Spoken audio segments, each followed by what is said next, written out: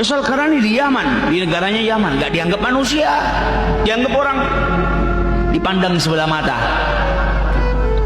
orang miskin. Bahkan ada beberapa orang yang menganggap dia orang gila karena hidupnya sama Allah Subhanahu wa taala. Hidupnya digunakan untuk beribadah kepada Allah Subhanahu wa taala. Pakaiannya sobek-sobek, nggak punya apapun. Kalau makan terkadang ngais-ngais di sampah, cari makanan sisa dari manusia.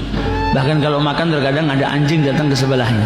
Anjing itu menggonggong seakan-akan ngasih isyarat, ini sampah tempatnya saya makan, bukan tempatnya manusia. Maka apa kata Uwais Al-Qarani? Anta kul mimma yali wa ana akul mimma yalini. Aku makan di tempatku, di bagianku, enggak ganggu bagianmu. Kau makan di bagianmu, kita sendiri-sendiri. Kalau melihat anjing terkadang menangis, engkau ini enggak dihisap sama Allah Ta'ala. Kalau saya dihisap dan nanti saya berhasil, saya dimasukkan surga, berarti saya lebih mulia daripada engkau. Tapi kalau saya nanti enggak berhasil di yaumil hisab, saya dimasukkan neraka, berarti engkau lebih mulia daripada saya. Hatinya Uwais Al-Qarani, hati yang sudah dekat sama Allah Subhanahu wa ta'ala. Bahkan Nabi Muhammad ngasih tanda-tanda Uwais ini pernah punya penyakit baras, punya penyakit seperti belang putih-putih di badannya, dan dia minta sama Allah agar disembuhkan dari penyakit belangnya. Disembuhkan sama Allah, tapi dia minta disisakan sedikit, sehingga ada sedikit daripada penyakit belangnya itu di telapak tangannya yang besarnya seperti logam dirham. Kenapa minta disisakan sedikit? Supaya kalau ngelihat teringat pernah diberikan sakit sama Allah Subhanahu wa ta'ala, sehingga dia bisa bersyukur kepada Allah Subhanahu wa ta'ala, disembuhkan. Sampai seperti itunya. Didatangi sama Sayyidina Umar.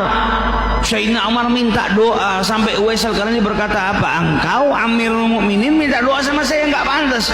Kata Sayyidina Umar, apa? Enggak masalah pantas enggak pantas, Rasulullah yang nyuruh saya minta kepadamu. Akhirnya didoakan sama Uwais Al-Qarani. Ditawarin sama Sayyidina Umar, dari sini kau mau kemana? Irak, Basrah. Kalau begitu tunggu saya ambilkan uang dari Baitul Mal. Kata Uwais, apa ini saya punya uang, upahnya mengembalakan unta 4 dirham. Saya nggak tahu apakah uang ini habis dan saya masih hidup. Bisa jadi baru saya pakai sedikit saya sudah mati. Saya nggak butuh, cukup ini.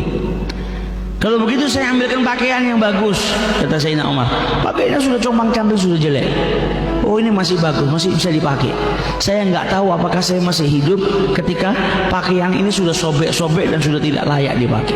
Selagi masih bisa saya pakai. Kalau begitu saya akan kabarkan ke Malik al-Basrah, yang megang Basrah, gubernurnya, supaya dia ya'tani bika, memperhatikan dirimu, bantu dirimu. Kata Uwais, jangan.